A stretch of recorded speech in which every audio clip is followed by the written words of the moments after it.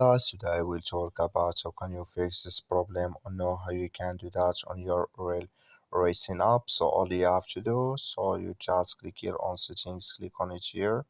You just click here on settings. It's going to take you to this list. It's going to show for you like this here. Then you go down, so you just keep going down here. So then you click here on apps. You come to apps list here, and here you're looking for rail racing app. Just click on search.